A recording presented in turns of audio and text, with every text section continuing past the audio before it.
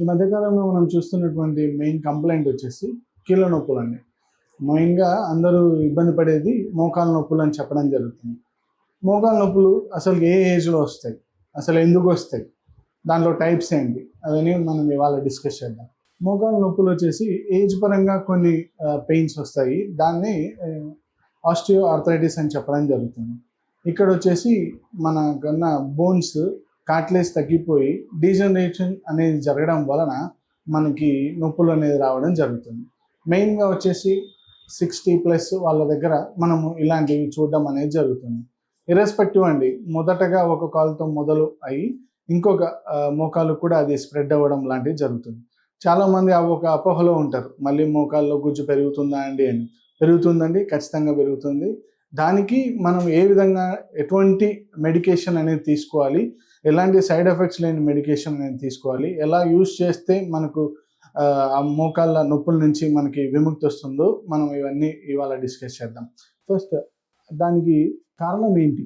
అదేమన్నా టియర్ జరిగిందా, లేదా ఏమన్నా దెబ్బ తగిలి ఇలా అవుతుందా, లేదా ఏజ్ రిలేటెడ్ అవుతా ఉందా, లేదా బోన్స్ ఏమైనా వీక్ అవుతా ఉన్నాయా? ఇవన్నీ ఎక్స్రే చేయించిన తర్వాత మన దగ్గర తీసుకొచ్చేస్తే దాని ప్రకారంగా ఏంటి అంటే ఏ స్టేజ్లో ఉంది, ఇనీషియల్గా మనకి ఏమేమి అవసరం అవుతుంది, సో డీటెయిల్గా కేసు హిస్టరీ అనేది తీసుకోవాల్సి ఉంటుంది.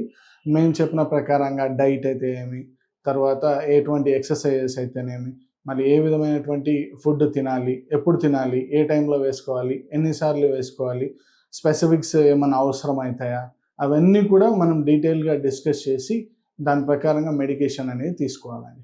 మొదటగా ఆస్టియోఆర్థరైటిస్, ఇది ఏజ్ రిలేటెడ్ థింగ్. 60 నుంచి మనకి ఇట్లాంటి పెయిన్ అనేది రావడం జరుగుతుంది. కానీ ఈ మధ్యకాలంలో కొద్దిగా ఎర్లీగా కూడా ఈ పెయిన్స్ అనేది రావడం జరుగుతుంది. ఇక్కడ డీజనరేషన్ అనేది జరుగుతుంది.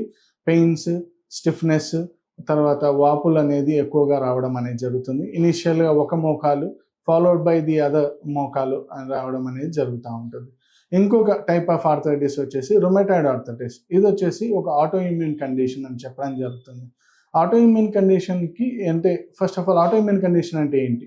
మన బాడీలో యాక్చువల్లీ ఇమ్యూన్ మెకానిజం అనేది ఉంటుంది జనరల్గా.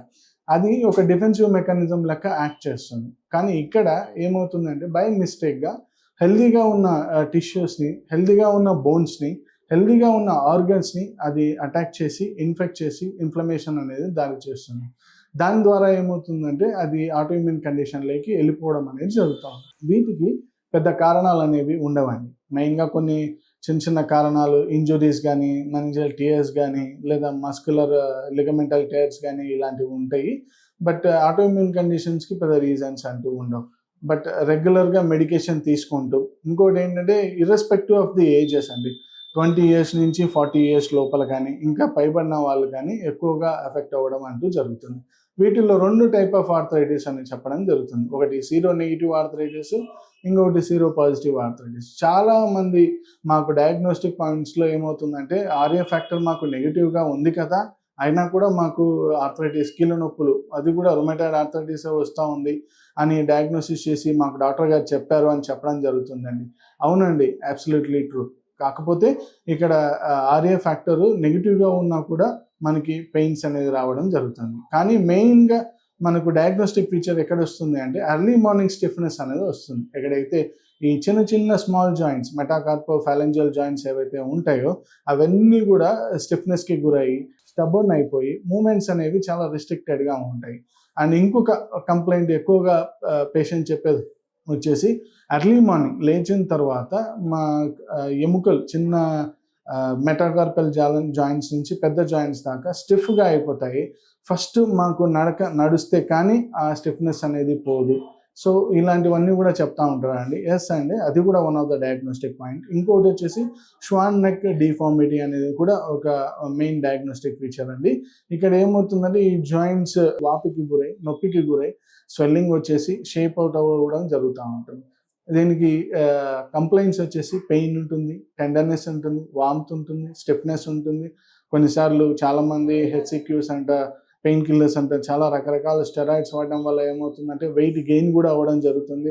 వీటితో పాటుగా కొంతమందికి అలవాట్లు ఉంటాయి. ఆ అలవాట్లు కూడా ఇండైరెక్ట్‌గా కొద్దిగా గొప్పో హెల్ప్ చేస్తుంది.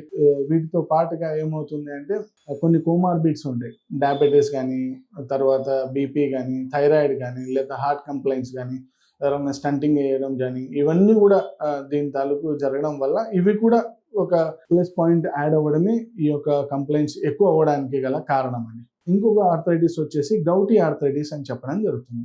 గౌటీ ఆర్థరైటిస్ అంటే మనం తింటున్నటువంటి ఎక్సెసివ్ ప్రోటీన్ ఏదైతే మనం తింటామో అదంతా కూడా మన జాయింట్స్ దగ్గర వెళ్ళేసి సెట్ అవ్వడం అనేది జరుగుతుంది.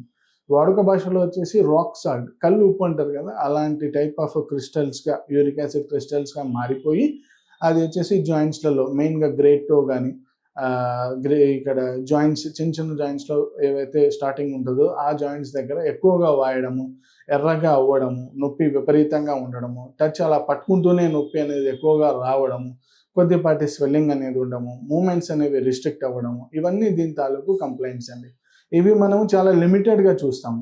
ఎవరైతే ఎక్కడెక్కడైతే అబ్రాడ్, యుఎస్లో, కువైట్లలో వాళ్ళు ఉంటారో వాళ్ళందరూ అక్కడ ఫుడ్ వాళ్ళకి నార్మల్ ఫుడ్ దొరక్క ఎక్కువ ప్రోటీనేషియస్ ఫుడ్ తినడం జరుగుతుంది. ఆ ప్రోటీనేషియస్ ఫుడ్ తీసుకోవడం వల్ల ఏమవుతుందంటే excess amount of protein intake అనేది లోపలికి వెళ్ళిపోతుంది.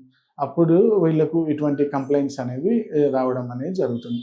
సో వాళ్ళు ఖచ్చితంగా యూరిక్ యాసిడ్ కానీ, ఈ లెవెల్స్, పొటాషియం లెవెల్స్ కానీ ఇవన్నీ కూడా మనం ఒకసారి చెక్ చేయించుకోవడం అనేది జరుగుతుంది.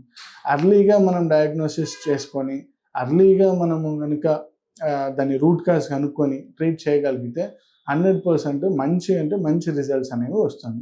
హోమియోపతిలో మనకి ఏంటంటే వితౌట్ సైడ్ ఎఫెక్ట్స్ మనకు రిజల్ట్స్ అనేవి రావడం జరుగుతుంది. ఎర్లీగా లేచినప్పుడు మార్నింగ్లో స్టిఫ్నెస్ రావడము, అంటే క్లైమాటిక్ కండిషన్ ఎలా ఉన్నా కానీ యూజువల్గా ఏమవుతుందంటే క్లైమేట్ చల్లగా అయ్యేటప్పటికి స్టిఫ్నెస్ అనేవి, మూమెంట్ రిస్ట్రిక్షన్ అనేవి జనరల్గా ఉంటుంది. ఇవన్నీ ఒక డయాగ్నోస్టిక్ ఫీచర్స్గా మనకి పాయింట్అవుట్ చేస్తాయి. ఇవి మెయిన్గా మనము రొమటాయిడ్ ఆర్థరైటిస్లో ఎక్కువగా చూస్తాము.